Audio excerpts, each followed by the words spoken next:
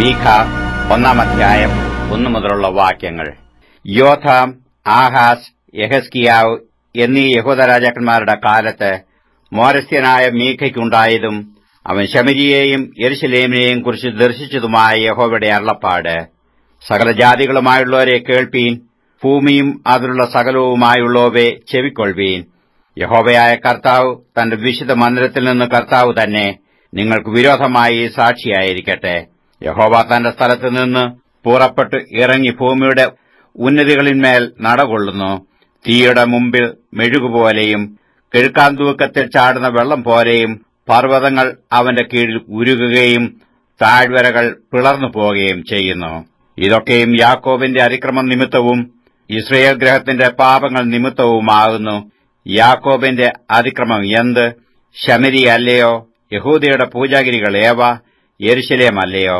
അതുകൊണ്ട് ഞാൻ ശമരിയെ വയലിലെ കൽക്കുന്നുപോലെയും മുന്തിരിത്തോട്ടത്തിലെ നടുതല പോലെയും ആക്കും. ഞാൻ അതിന്റെ കല്ല് താഴ്വരയിലേക്ക് തള്ളിയിടുകയും അതിന്റെ അടിസ്ഥാനങ്ങളെ അനാവൃതമാക്കുകയും ചെയ്യും. അതിലെ സകല വിഗ്രഹങ്ങളും തകർന്നുപോകും.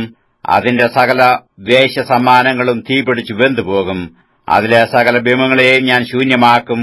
വേശ്യാസമ്മാനം കൊണ്ടല്ലോ അവൾ അത് സ്വരൂപിച്ചത്. അവ വീണ്ടും വേശ്യാസമ്മാനമായി തീരും. അതുകൊണ്ട് ഞാൻ വിലപിച്ച് മുറയിടും. ഞാൻ ചെരുപ്പില്ലാത്തവനും നഗ്നനുമായി നടക്കും. ഞാൻ കുറുനരികളെപ്പോലെ വിലപിച്ചു ഒട്ടകപ്പക്ഷികളെപ്പോലെ കരയും. അവരുടെ മുറിവ് പൊറുക്കാത്തതല്ലോ.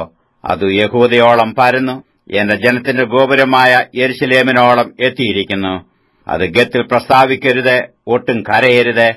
ബേത്ത് ആഫ്രയിൽ ഞാൻ പൊടിയിൽ ഉരുണ്ടിരിക്കുന്നു. ഷാഫീർ നഗരവാസികളെ, ലജ്ജയും നഗ്നതയും പൂണ്ട് കടന്നുപോകുവീൻ. സയനാൻ നിവാസികൾ പുറപ്പെടുവാൻ തുനിയുന്നില്ല. ബേത്ത് ഏസേലിന്റെ വിലാപം നിങ്ങൾക്കവിടെ താമസിപ്പാൻ മുടക്കമാകും. യഹോവയുടെ പക്കൽ നിന്ന് യെരുശലേം ഗോപുരത്തിങ്കൽ തിന്മ ഇറങ്ങിയിരിക്കിയാൽ മാരോത്ത് നിവാസികൾ നന്മയ്ക്കായി കാത്തു പിടയ്ക്കുന്നു. ലാഖീഷ് നഗരനിവാസികളെ, തുരകങ്ങളെ രഥത്തിന് കെട്ടുവീൻ. അവർ സീയോൻ പുത്രിക്ക് പാപകാരണമായി തീർന്നു. ഇസ്രയേലിന്റെ അതിക്രമങ്ങൾ നിന്നിൽ കണ്ടിരിക്കുന്നു.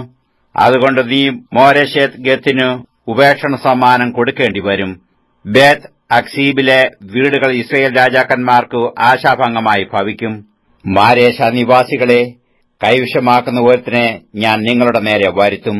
ഇസ്രയേലിന്റെ മഹത്തുക്കൾ അതുല്ലാമോളം ചെല്ലേണ്ടി വരും. നിന്റെ ഓമനക്കുഞ്ഞുങ്ങൾ നിമിത്തം നിന്നെ തന്നെ ക്ഷൗരം ചെയ്ത് മൊട്ടയാക്കുക. കഴുകനെപ്പോലെ നിന്റെ കഷണ്ടിയെ വിസ്താരമാക്കുക.